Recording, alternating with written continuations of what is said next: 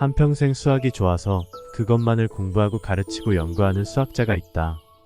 그는 숫자에서 미의식 같은 것을 느낄 정도로 그 길에는 통달한 사람이다. 연구실에서 풀리지 않던 문제가 산을 오르거나 바닷가를 산책하는 무심한 여가에 문득 풀리는 수가 있다고 했다. 그러한 그는 가끔 동료들로부터 이런 질문을 받는다고 한다. 자네는 지겹지도 않아서 평생을 두고 수학만을 그렇게 연구하는가? 자네가 하고 있는 그 일이 인류 사회에 어떤 공헌을 하고 있단 말인가? 이럴 때마다 그 수학자는 다음과 같이 대답한다고 했다. 제비꽃은 제비꽃답게 피면 그만이지 제비꽃이 핌으로써 봄에 들녘에 어떤 영향을 끼칠 것인가? 그건 제비꽃으로선 알 바가 아니라네. 어떻게 들으면 아주 오만한 소리로도 들리지만 그의 대답은 그만큼 자신과 신념에 넘쳐 있다. 그 꽃이 그 꽃답게만 핀다면 한두 송이를 피워가지고도 봄에 온 들녘을 술렁거리게 할 수 있다. 그러나 만일 제비꽃이 제비꽃답게 피지 못하고 개나리처럼 핀다거나 또는 벚꽃처럼 피려고 한다면 그건 정말 봐줄 수 없는 꼴불견일 것이다. 또한 그것은 제비꽃만의 이변이 아니라 봄의 피극이다. 오늘날 우리들은 자기 빛깔을 지니고 살기가 정말 어렵게 되어가고 있다. 개인의 신념이나 개성이 둘레로부터 도전을 받는다기보다는 차라리 화살의 목표가 되기 때문이다. 도도히 흐르는 획일의 강물에 휩쓸려 끝없이 표류해야 할 운명이 안에 놓여있기 때문이다. 우리들의 일상을 돌아보면 우리가 지금 어떻게 살고 있는지 손으로 만져볼 수 있다. 한때는 무관의 제왕이라고 제법 뽐내던 신문을 비롯해 그 사촌격인 주간지와 라디오, 텔레비전 등의 대중매체들이 우리들에게 획일적인 속물이 되어 달라고 몹시도 포채고 있다. 그것들은 우리들의 빛깔을 빼앗고 얼을 앗아간다. 사고의 힘과 가치에 대한 판단력을 흐려놓는다. 그리고 그것은 마약 같은 힘을 가지고 그 안에서만 허우적거리게 한다. 따라서 맹목적이고 범숙한 추종은 있어도 자기 신념을 갖는 것은 어렵게 하고 있다. 이렇게 해서 오늘 우리들은 서로 닮아간다. 주택단지의 집들처럼 그놈이 그놈 같기만 하다. 동작뿐 아니라 사고까지도 개성없이 모두 닮아간다. 이쯤 되면 고유 명사는 차라리 거추장스럽다. 일련 번호나 보통 명사로서 우리들의 호칭을 대신해도 불편하지 않을 것이다. 그러나 다행인지 불행인지 인간은 평범한 일상 속만으로는 만족하지 않는다. 자기 생명의 전개, 다시 말해 창조적인 활동을 위한다. 모험과 위험을 무릅쓰고라도 자기답게 살고자 한다. 그것은 생명의 욕구이다.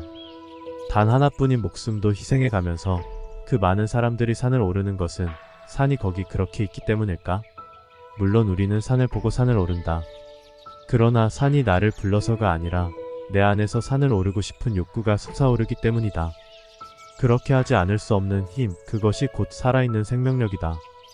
우리들이 창조적인 활동을 하기 위해서는 여러가지 지식과 정보가 필요하다.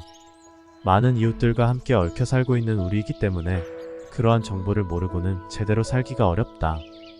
그래서 사람들은 무더기로 공포 발효된 세법의 조문을 외워두어야 하고 지식과 정보를 배당 받으려고 비싼 값을 치르면서 비인간적인 경쟁을 수없이 겪으면서 좁은 문을 뚫고 모여든다.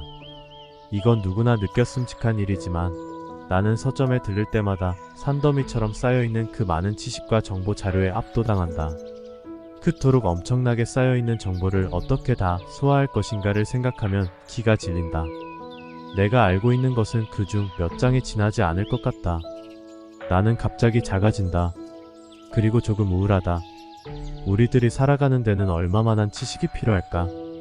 물론 사람에 따라 다르겠지만 많을수록 좋을 것 같다. 아는 것이 많은 사람일수록 유용하게 쓰이고 대우도 받기 때문이다. 그런데 여기에 문제가 따른다. 우리들이 살아가는데 여러가지 지식이 필요하긴 하지만 때로는 지나친 지식이 인간을 그 속에 파묻어버린다는 사실이다. 사람들은 본래부터 따지기를 좋아한다. 그 가운데서도 지식인은 더욱 분별하고 따지기를 좋아한다. 이유가 많은 동물이어서 단순 소박하지 않다. 그렇기 때문에 오히려 자승자박의 함정에 빠지게 된다. 우리들이 얼마나 많이 알고 있느냐, 이 말은 얼마나 복잡하게 분별하고 있느냐의 뜻이다. 그와 같은 외부의 지식에만 의존할 때 우리는 자기 언어와 사유를 박탈당한다. 그렇기 때문에 현대인들은 접촉이 너무 적어서가 아니라 오히려 지나치게 많아서 인간적으로 소외감을 갖게 된다.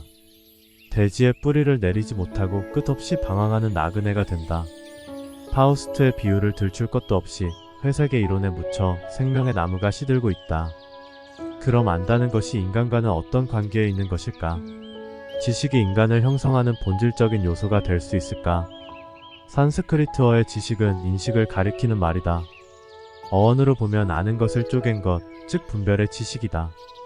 그래서 이것을 분별지라고도 표현한다. 그런데 이 분별지는 인격과 직접 관계가 없다. 그저 아는 것만을 뜻할 뿐이다. 일찍부터 옛 스승들은 이와 같은 지식을 분별 망상이라고 해서 대수롭게 여기지 않았다. 그 대신 분별을 넘어선 무분별지의 세계를 추구하고 또한 거기에 도달하려고 했었다.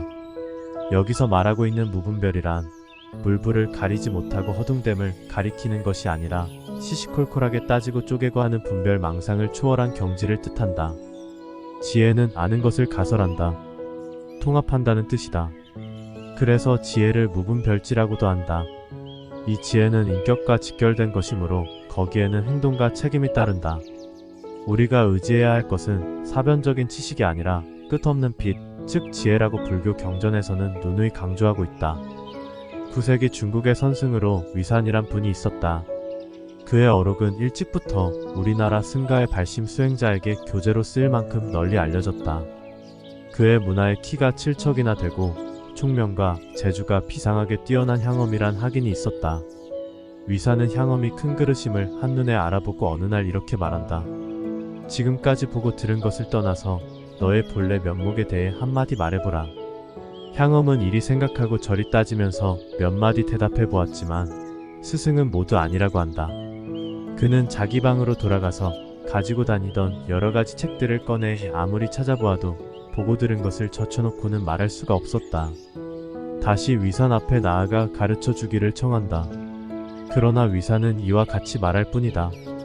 내가 말하는 것은 내 소견이지 그게 너에게 무슨 소용이 되겠느냐. 향엄은 이 말에 큰 충격을 받아 가지고 있던 책을 다 불살라버리고 홀로 수행한 끝에 본래 면목을 깨닫게 된다. 창백한 지식인, 무기력한 지식인이라는 말을 우리들은 가끔 듣는다. 향엄은 곧 오늘의 우리다. 평소에는 온 세상을 주름잡듯 큰 소리 떵떵 치던 그 지식인이 어떤 상황 앞에서는 찍소리 못하고 비슬비슬 주저앉는다. 막상 그 행동이 요구될 때 그는 움츠러들고 만다. 지식이 이런 것이라면 그게 뭐 그리 대단하단 말인가. 그것이 인격과 별개인 것을 우리는 이런 데서도 찾아낼 수 있다. 따지고 쪼개는 분별에서는 지혜로운 행동이 나올 수 없다. 용기 있고 바람직한 행동은 이론에서 나오지 않는다. 이러한 작용은 신념에서만 나올 수 있다. 그럼 신념은 어디에서 나오는가? 분별의 지식에서가 아니라 무분별의 지혜에서 저절로 우러난다. 그렇다면 인격을 이루는 근원적인 요소는 회색의 이론인 지식이 아니라 퍼내도 샘솟듯 솟아나는 지혜다. 그러므로 지식이 지식 본래의 기능을 다하려면 지혜로까지 깊어지고 승화되지 않으면 안 된다. 인간을 형성하는 기초교육기관을 학교라고 한다. 그런데 오늘날 그 학교 교육의 맹점은 지식 전달에만 안주하고 있는 점이다. 교육이라는 말의 어원을 살펴보면 쳐넣는 것이 아니라 끌어내는 것이다. 그러니까 교육의 중심은 지식을 전달하는 데 있지 않고 지혜를 이끌어내는 데 있다. 요즘의 교육은 메마르고 차디찬 정보를 교환하는데 그치기 때문에 거기에서는 서로의 인격이 교류될 수 없다. 옛날과는 달리 사제간의 길이 단절되어 버린 것도 바로 이 점의 원인이 있다. 스승의 그림자조차 밟기를 주저했던 그 시절에는 스승이 그만큼 절대적이고 존엄한 존재였다. 그러나 지식을 파는 일에 그친 오늘날의 관계는 마치 계약 노동자 사이처럼 되었다. 한 학기에 얼마를 내고 몇 시간짜리 지식과 정보를 얻어듣고 있다. 그렇기 때문에 계약 기간일지라도 비위에 거슬리면 그림자의 실체까지도 밟고 올라선다. 이러한 마당에서 오늘의 인간이 형성되기 때문에 냉혹한 사회인이 될 수밖에 없다. 우리들 기억에 자리 잡고 있는 스승의 상을 꼽아보면 그리 많지 않다. 그분들이 아직도 우리에게 기억되고 있는 것은 우리에게 많은 지식을 전달해 주어서가 아니다.